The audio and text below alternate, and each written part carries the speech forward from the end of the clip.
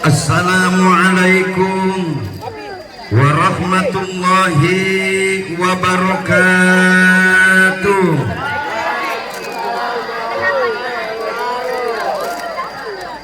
Alhamdulillahilladzi wakafa, wassalatu wassalamu ala sayyidina Muhammadinil Mustafa wa ala alihi wa sahbihi ahli sidqi wal wafa, amma ba'du.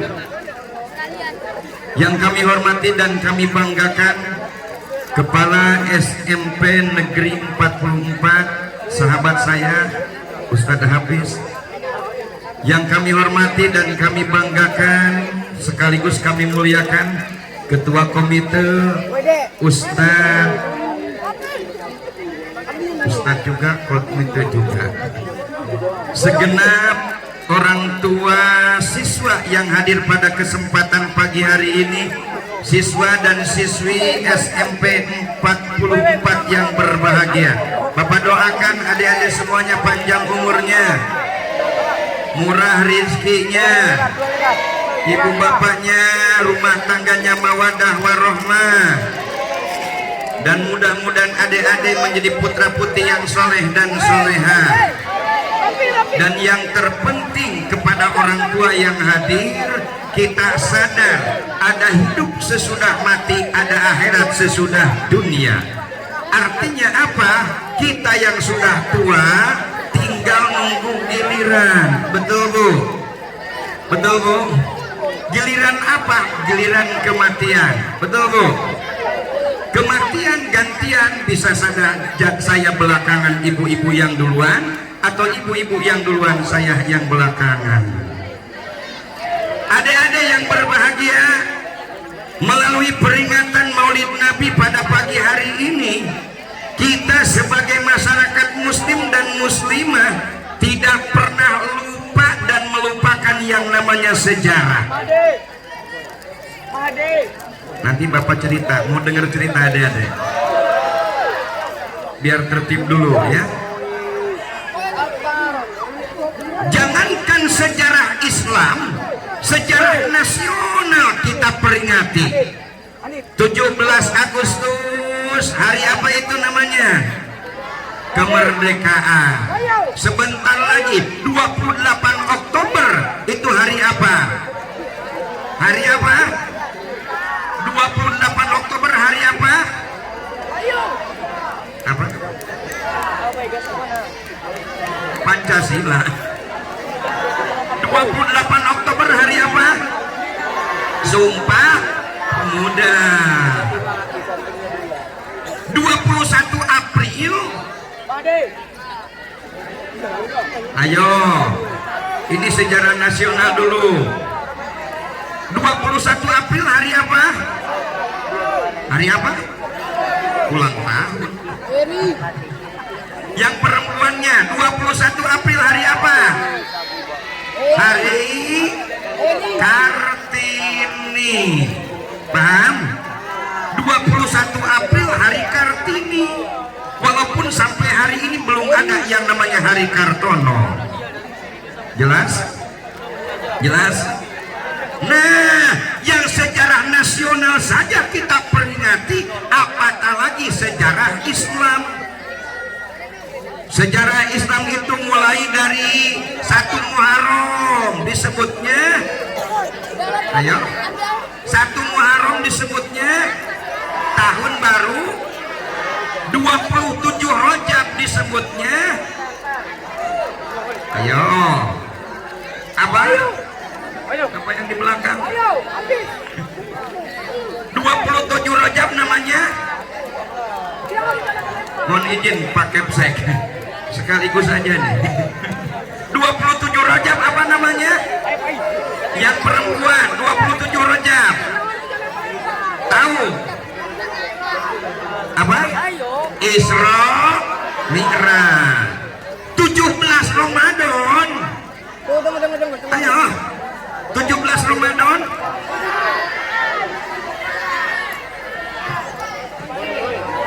Bukan Lailatul Qadar tapi Nuzulul Quran. 12 Rabiul Awal apa? Maulid Nabi. Artinya apa? Sejarah nasional harus hafal, sejarah Islam juga harus hafal. Jangan sampai adik-adik nggak ngerti, jangan sampai adik-adik nggak paham sejarah Islam dan sejarah nasional. Mari pada kesempatan pagi yang berbahagia ini, dalam rangka mengikuti jejak langkah Rasul, kata Nabi dalam hadisnya, innama bu'istu liutammima makarimal akhlak. Kata Nabi, aku diutus ke permukaan bumi ini untuk menyempurnakan akhlak. Bapak ingin sampaikan kepada adik-adik, akhlak ini terbagi dua. Yang pertama akhlak kepada Allah, yang kedua akhlak kepada sesama makhluk Allah. Catat kalau nanti ada kuis dari Pak Kepsek. Yang pertama akhlak kepada Allah, yang kedua akhlak kepada sesama makhluk Allah. Apa akhlak kepada Allah? Akhlak kepada Allah itu tidak ada lain adalah jangan sekali-kali menyekutukan Allah. Sehingga dalam sejarah mengatakan 23 tahun Nabi menyampaikan dakwah ketauhidannya di kota Mekah. Belum ada perintah sholat. Boleh perhatikan dulu biar ada hasil yang Bapak sampaikan nanti. Belum ada perintah zakat, apalagi melaksanakan ibadah haji. Tapi yang paling Nabi tegaskan tidak ada lain adalah ketauhidan. Di dalam kitab Mawahibus Somad matan kitab Zubad, ulama mengatakan awalu wajibin alal insani ma'rifatul ilahi bistikon. Yang pertama wajib kepada manusia bukan sholat di saat itu, tidak zakat di kala itu, tapi yang wajib di kala itu Nabi mengatakan mengenal Allah dengan seyakin-yakinnya. Satu cerita, ketika Rasulullah Shallallahu Alaihi Wasallam punya tukang adzan. Siapa tukang adzan Rasulullah? Ada yang tahu? Bilal bin Rabah. Udah belian, hitam lekang orangnya, tapi Nabi mengangkat Bilal bin Rabah sebagai muadzin. Tukang adzan di zaman Rasul tidak ada lain adalah Bilal bin Rabah. Apa yang kelebihan punya Bilal bin Rabah? Ketika Rasulullah melaksanakan Mi'raj, sampai terumpahnya sendalnya kedengar ketika Nabi ada di surga. Rasulullah bertanya kepada Bilal, Bilal, apa amalan kamu? Kata Bilal, tidak ada ya Rasul. Sholat seperti umumnya para sahabat. Kemudian kalaupun juga amalan yang lainnya seperti para sahabat melaksanakan. Cuman yang satu mungkin barangkali yang engkau titipkan kepadaku tidak ada lain adalah aku ini termasuk orang yang memang mendapatkan spesial dari Rasul, tukang adzan di zaman Nabi. Tapi bicara sebelum Bilal bin Rabah diangkat, dibebaskan oleh Abu Bakar Siddiq, dimerdekakan oleh Abu Bakar Siddiq, beliau sebagai budak belian, hamba sahaya yang punya majikan, suka menganiaya, suka menyiksa. Tetapi ketika disiksa, dianiaya, itu Bilal bin Rabah cuman punya kalimat ahad, ahad, ahad. Diajak menyembah berhala Lata dan Uzza, Bilal bin Rabah tidak mau, cuman ahad, ahad, ahad. Allah yang satu, Allah yang satu, kata Bilal bin Rabah. Keyakinannya kuat, keimanannya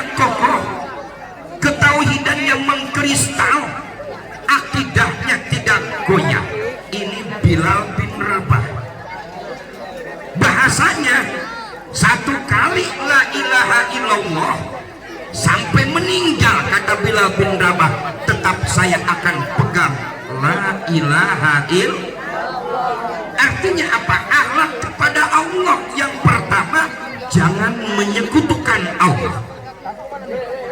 Tidak boleh ada Tuhan selain daripada Allah. Ini yang pertama. Yang kedua, cerita lagi. Ada yang kenal di zaman Nabi Musa, Fir'aun itu ada yang namanya Masito. Tahu Masito? Tahu Masito? Kenal Masito? Gimana kenalannya? Masito adalah pembantunya Fir'aun. Ketika Rasulullah melaksanakan Mi'raj, Rasulullah mencium harum yang sangat wangi. Bertanya kepada malaikat Jibril, Jibril, ini harum apa Jibril? Kata malaikat Jibril, ini harumnya Masito Muhammad. Apa kelebihan Masito? Sampai dia sudah meninggal berabad-abad, sekarang tercium harumnya sama aku, kata Rasulullah. Masito ini pembantunya Fir'aun Muhammad. Bagaimana ceritanya? Satu ketika Masito nyisirin anaknya Fir'aun, sisir jatuh. Ketika jatuh langsung spontan Masito ambil sisir sambil mengucapkan Bismillahirrahmanirrahim. Anaknya Fir'aun kaget. Kata anaknya Fir'aun, hei Masito, apa yang kamu baca, apa yang kamu ucapkan? Kata Masito, dengan menyebut nama Allah yang maha pengasih dan maha penyayang. Kata anaknya Fir'aun, Allah itu siapa Masito? Kata Masito, Robbi wa Robbuka. Allah itu Tuhanku dan Tuhanmu. Kata anaknya Fir'aun, hei Masito, setahu saya yang jadi Tuhan itu adalah babe saya. Kebetulan anak Fir'aun lahir di Betawi, Jakarta. Manggilnya babe. Setahu saya yang jadi Tuhan itu kan bapak saya Masito. Kenapa sekarang ada Tuhan selain daripada bapak saya? Kata Masito, itu bukan Tuhan, tapi Fir'aun ngaku jadi Tuhan. Jadi bapak saya ini bukan Tuhan, bukan. Siapa Tuhan itu? Robbi wa Robbukau. Tuhanku dan Tuhanmu itu adalah Allah. Ini akhlak kepada Allah, bapak cerita. Kata anaknya Fir'aun, kalau begitu saya lapor sama bapak saya. Ternyata ada Tuhan selain daripada bapak saya. Kata Masito, lapor saja, gak apa-apa. Berangkatlah anaknya Fir'aun. Bapak, ada apa nak? Mau lapor tentang apa? Masito, kenapa? Ngaku Tuhan selain daripada bapak. Ternyata ada Tuhan selain daripada bapak. Kata Fir'aun, benar nak itu? Benar. Yakin? Swear. Anaknya Fir'aun kebetulan lewat ke SMP 40-40. Kenal dia? Swear. Yakin nak? Masito ngaku ada Tuhan selain daripada bapak? Yakin pak. Kalau begitu panggil Masito. Dipanggil Masito. Masito, kata anaknya Fir'aun, bapak manggil kamu. Iya, kata Masito. Menghadaplah Masito ke Fir'aun. Fir'aun nanya, Masito, iya, benarkah apa yang disampaikan anak saya? Apa itu? Ada Tuhan selain daripada saya? Benar. Siapa Tuhan kamu? Kata Masito, Robbi wa Robbukau. Tuhanku dan Tuhanmu itu tidak ada lain adalah Allah. Hei Masito, ini mengganggu stabilitas ketuhanan saya kalau kamu menyampaikan kepada orang lain. Kata Masito, memang kenyataannya demikian. Gak mungkin saya harus tutup-tutupi. Gini aja Masito, kita kompromi dan komunikasi saja baik-baik. Bagaimana? Bagaimana kalau seandainya kamu ganti Tuhan selain daripada Allah, aku saja Tuhan? Kata Fir'aun. Kata Masito, tidak Fir'aun.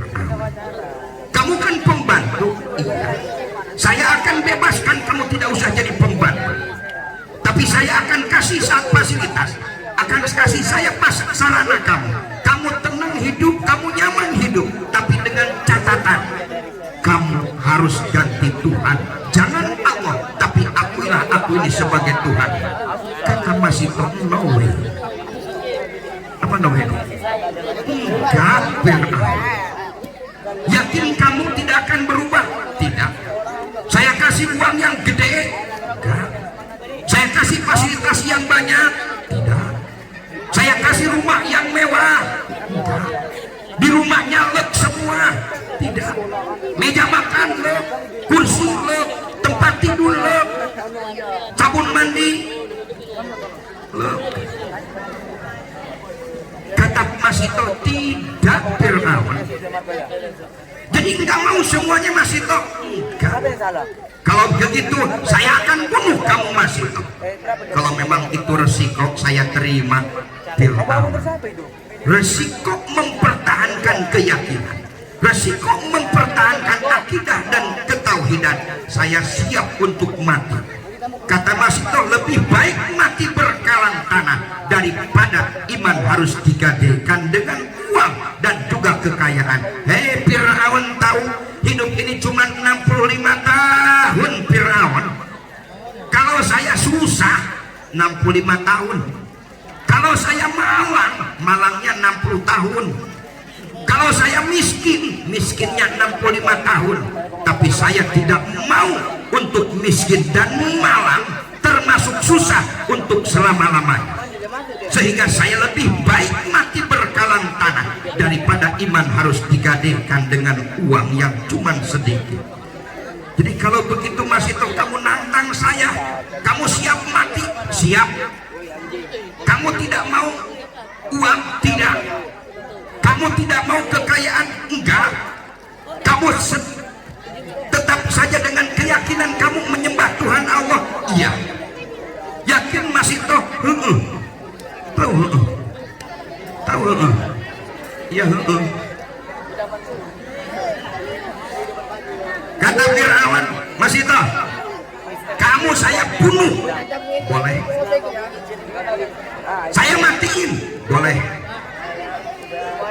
Kata Mbak Fir'aun, Al-Gojo, ya Tuan Raja, siapkan kuali besar.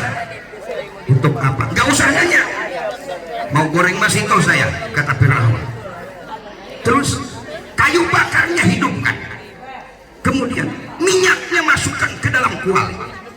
Lalu tunggu perintah saya, kata Fir'aun. Disiapkanlah sama Al-Gojo kayu bakar banyak, kuali besar, minyak dimasukin.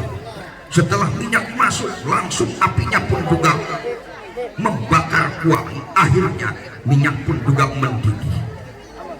Kata Fir'aun, Mas Ito, iya, sekarang terakhir saya bilang sama kamu, mau kamu milih mati atau milih kekayaan yang banyak?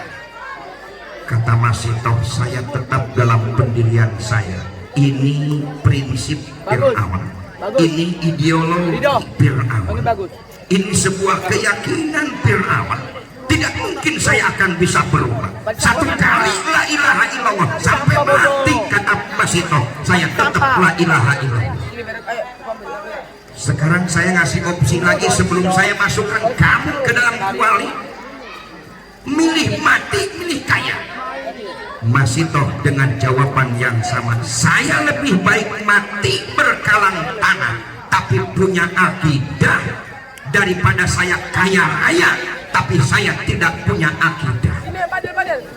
Kata Fir'aun, kalau begitu Mas Ito, siap-siap kamu masuk ke dalam kuali yang sudah mendidih.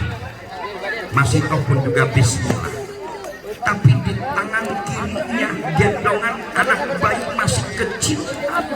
Anaknya Mas Ito. Mas Ito melirik kepada anaknya, nah, sepertinya kita harus mati berdua di tempat ini, kata Mas Ito.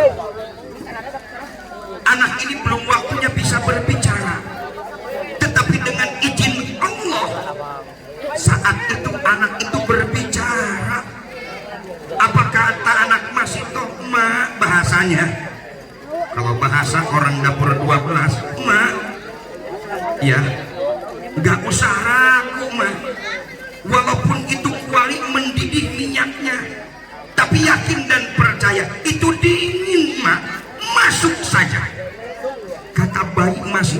belum waktunya berbicara sudah pandai berbicara.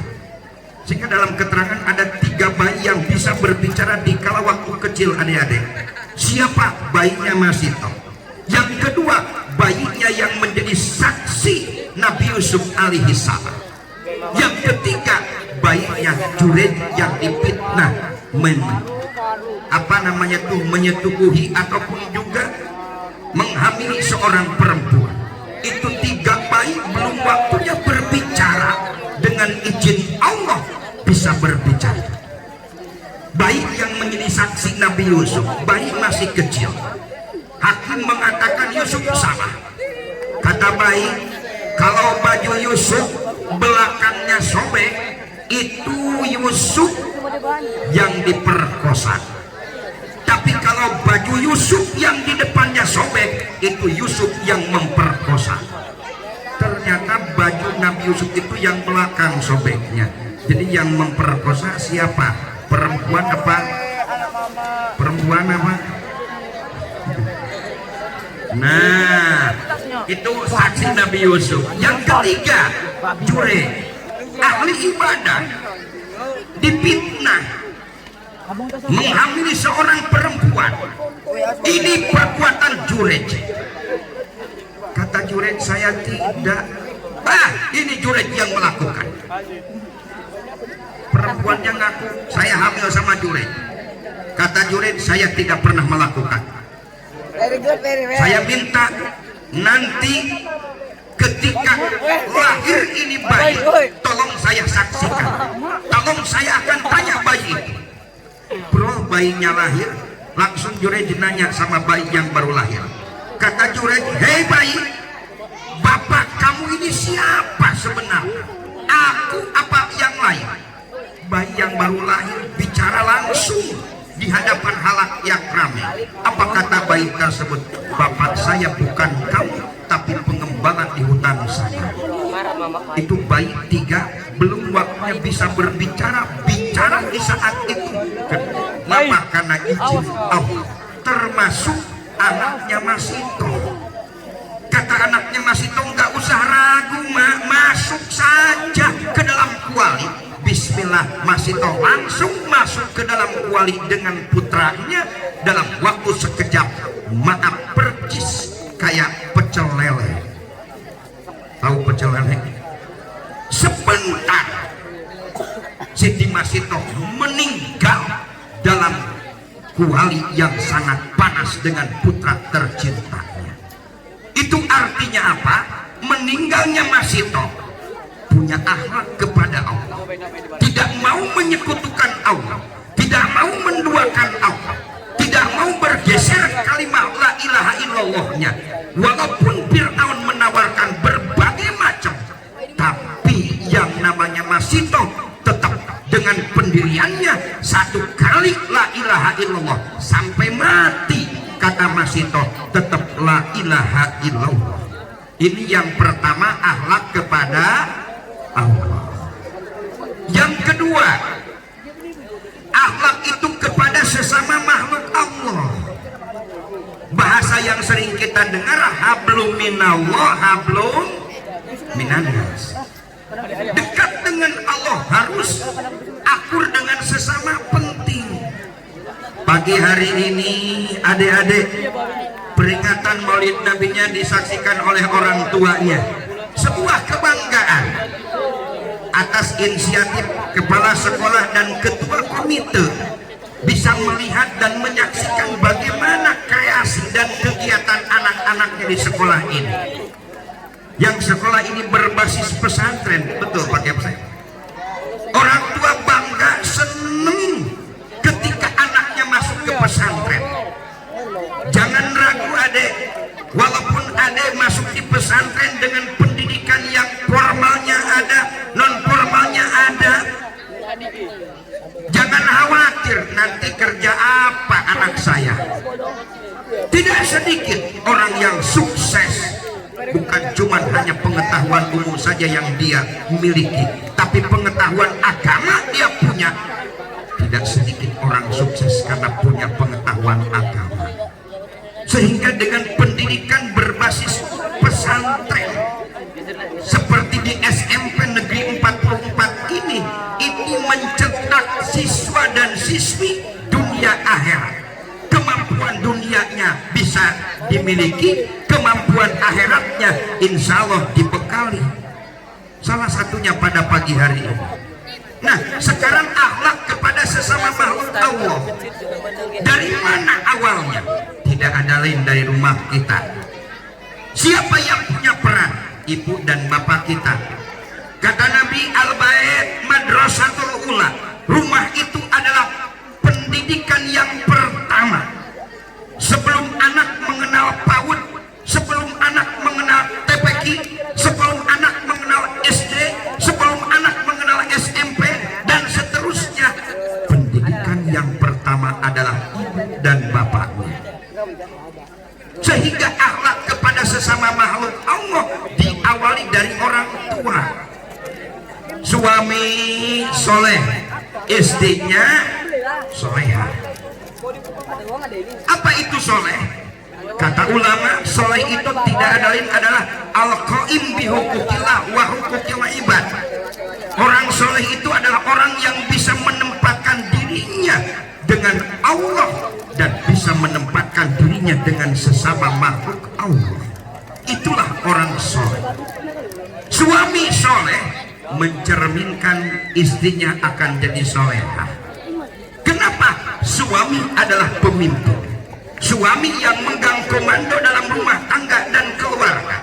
Suami punya kebijakan dalam menentukan bagaimana rumah tangga ke depan, itu ada di suami. Sehingga untuk menjadikan akhlak kepada sesama makhluk Allah baik, kuncinya tidak ada lain adalah dari rumah tangga. Sehingga pada pagi hari ini bapaknya hadir, ibunya datang. Walaupun yang paling banyaknya adalah ibu-ibu, betul Bu? Yang paling ramai ibu-ibu ketimbang bapak-bapak. Kenapa? Karena kalau sering saya sampaikan, yang namanya ibu-ibu ini Pak Ketua Komite, Ustadz, mohon izin, Pak Kepsek, di mana-mana ibu-ibu ini paling kompak. Ngajinya kompak, arisan kompak, kadang-kadang seragamnya juga kompak, yasinan kompak, ngerumpi kompak juga ya. Ibu bapak saudara hadirin yang berbahagia, akhlak sesama makhluk Allah diawali dari suami. Mapil ibni pil abna, anak bagaimana orang tua. Kalau orang tuanya baik-baik, yakinlah anaknya pun baik-baik. Sehingga sebagai suami punya kewajiban, sebagai istri punya hak. Dengar adik-adik, biar nanti bapak ibunya paham juga ya. Ini bicara akhlak dengan sesama makhluk Allah. Suami punya kewajiban. Apa kewajiban suami? Memberikan nafkah dohir dan batin. Sandangnya kewajiban suami memberikan baju sama istri dan anak-anak. Pangannya ngasih makan, kewajiban suami memberikannya. Pakaian, kemudian makanan, termasuk tempat tinggal, itu kewajiban suami. Tetapi ketika uang didapatkan, maaf, uang suami, uang, coba ulangi lagi, uang suami,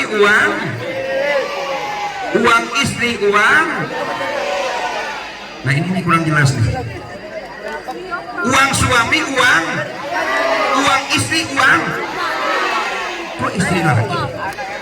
Mana yang suaminya? Ternyata dua-duanya, suami punya uang, itu punya istri, istri punya uang.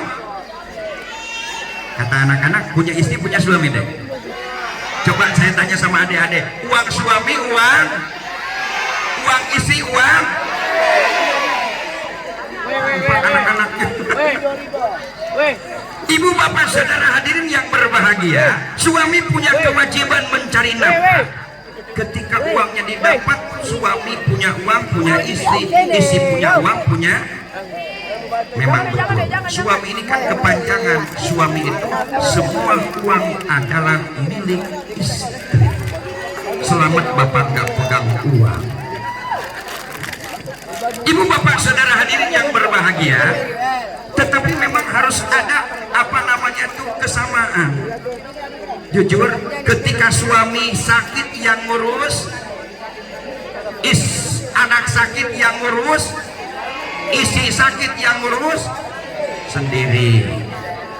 Bu. Suami sakit yang ngurus, istri, anak sakit yang ngurus, istri sakit yang ngurus, suami lagi kerja. Ibu bapak saudara hadirin yang berbahagia, walaupun suami kerja, uang dipegang oleh istri untuk menjaga akhlak yang baik. Tidak ada lain adalah dalam hidup berumah tangga dan berkeluarga ini, kalau lautan kadang pasang kadang surut. Ketika pasang, istri harus pandai bersyukur. Ketika surut, istri harus pandai bersabar. Sehingga kata Nabi, urusan dunia jangan suka melihat di atas, ibu-ibu. Kenapa? Kalau urusan dunia melihat di atas, salah-salah penyakit SMS akan muncul. Apa itu SMS? Senang melihat orang susah, susah melihat orang. Tetangga kebeli motor, meriang. Tetangga kebeli mobil, masuk rumah sakit. Di rumah sakit tetangganya kebeli rumah baru, langsung masuk ruangan ICU. Itu artinya apa? Susah melihat orang senang, senang melihat orang. Jangan sampai dunia melihat di atas orang lain. Syukuri. Dengan Nabi pernah menyampaikan di neraka itu yang paling banyak adalah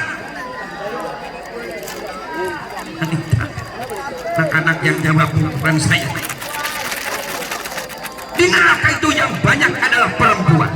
Sahabat bertanya kepada Rasul, ya Rasulullah, apakah memang mereka tidak pernah sholat? Rajin sholat. Tidak pernah ngaji? Getol ngajinya. Mungkin tidak pernah sodako. Yang paling getolan sodako daripada bapak-bapak, ibu-ibu. Betul Bu? Ibu-ibu pengajian ada tingkat RT, ada tingkat RW, ada tingkat kelurahan, permata disebutnya, ada tingkat kecamatan BKMT. Betul ya Bu ya? Gak pernah ada bapak-bapak pengajian permata, bapak-bapak. Gak ada. Kenapa demikian? Ibu-ibu yang berperan. Tapi sahabat bertanya, kenapa ya Rasul sampai banyak di neraka? Jawaban Nabi cuman singkat, hunna yakpurnal asyir. Kebanyakan perempuan itu tidak pandai bersyukur. Bukan ibu-ibu di sini, sana. Tuh, kalau di sini mah insya Allah beda-beda tipis. Ibu bapak saudara hadirin yang berbahagia, nah kalau suami sudah melaksanakan kewajibannya, artinya apa? Menghargai, menghormati istrinya, sayang kepada istrinya. Sebaliknya istri juga harus ada timbal balik. Sehingga pernah Nabi mengatakan apa kewajiban istri terhadap suami. Dalam hadis Nabi mengatakan, lau amartukum an asjuda li ahadin la amartukunna an asjuda mar'ah li zawjiha. Kalau seandainya sujud itu boleh kepada makhluk, yang harus sujud itu istri kepada suami. Artinya apa? Sebagai istri tanggung jawabnya cuma tunduk dan patuh kepada suami. Sahabat pernah bertanya, ya Rasul, ciri orang solehah itu, perempuan solehah seperti apa? Kata Nabi, ida nador kasarota, dipandang selalu menggembirakan. Itulah istri yang solehah. Persis kayak ibu-ibu yang hadir pada pagi hari ini. Amin. Ada uang abang? Tidak ada uang abang? Nah, saya tanya lagi, ada uang abang? Tidak ada uang abang? Pokoknya ada uang, tidak ada uang tetap sayang. Dikasih 100.000, alhamdulillah. 50.000, 25.000, tidak dikasih. Innalillah, jujur saja, jangan alhamdulillah. Ibu bapak saudara hadirin yang berbahagia, tadi bicara bapak sama anak-anak, sekarang sama orang tua. Ada dua nih. Artinya apa? Istri yang soleha itu tidak ada lain adalah tidak pernah banyak menuntut, tapi banyaknya bersyukur. Dan istri yang soleha itu kata Nabi, ketika pulang kerja pakaian dinas. Tahu pakaian dinas ibu-ibu? Apa? Apa buat? Daster. Kancing atas nggak dikancingin, yang bawah lepas, rambut dikuncir. Suami bingung, ini isi saya apa pembantu saya? Di bagaimana isi yang soleha itu? Istri yang soleha ibu-ibu pulang suami kerja dandan, maskara dipakai, eyeliner dipasang, sido tidak pernah ketinggalan, lipstick tidak pernah kelewatan, sinker biar glowing itu juga dipasang. Pipi kadang-kadang saya lihat yang sebelah kanan merah, yang sebelah kiri merah. Saya pernah nanya sama ibu-ibu, ibu kenapa itu pipinya merah-merah? Ditampar suami ya? Bukan Ustaz, ini pakai blow-on loh. Ternyata pakai blow-on. Apa deh? Apa? Oh, blow-on. Ibu bapak saudara hadirin yang berbahagia, pentingkah isi seperti itu? Penting. Bahkan dalam keterangan saya pernah membaca seorang istri yang menyambut kedatangan suami di hari Jumat dan mencium kening suami di hari Jumat, itu padilannya seperti mencium Hajar Aswad di kota Mekah. Pertanyaan saya, pernahkah hari Jumat ibu mencium suami pulang Jumatan? Belum pernah. Jumat depan tolong dipraktekkan. Boleh? Kalau bapaknya ada di sini nggak kaget bapaknya. Begitu ibu cium kata bapaknya Hajar Aswad ya Bu ya. Tapi begitu bapaknya tidak ada, begitu dicium bapaknya kaget. Tumben ibu nyium segala macam. Ngapain ini? Ibu bilang Hajar Aswad Pak. Daripada ke Mekah ongkosnya mahal, mendingan bapak saja. Kebetulan bapak kerja di pinggir pantai, hari-hari kepanasan, muka agak sedikit hitam. Kata ibu ini benar-benar Hajar Aswad. Ibu bapak saudara hadirin yang berbahagia, anak-anak yang kami banggakan, akhlak kepada Allah, udah akhlak dengan sesama makhluk Allah, tidak ada lain adalah jaga kasih sayang dan juga akhlak suami dengan istri. Kalau suami dengan istri sudah baik, insya Allah anaknya baik. Kalau sudah di rumah tangganya baik, di masyarakatnya baik, dan akhirnya insya Allah akan terciptalah hablum minallah, hablum. Inilah keseimbangan adik. Dunia harus kita cari, akhirat harus kita kejar. Tuan rumah wajib hormat kepada tamu, tamu juga harus tahu diri. Pak Kepse, jam waktu menunjukkan jam 9, ceramah nggak usah diperpanjang lagi. Barangkali ini saja yang bisa saya sampaikan adik-adik. Terima kasih, mudah-mudahan adik-adik menjadi anak-anak yang soleh dan soleha, amin. Mudah-mudahan adik diberikan kecerdasan dalam belajarnya, amin.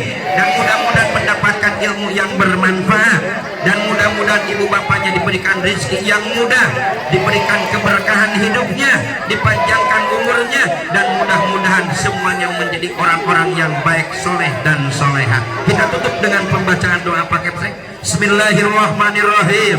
Alhamdulillahi hamdan yuafi ni'ama wa yukafi mazida.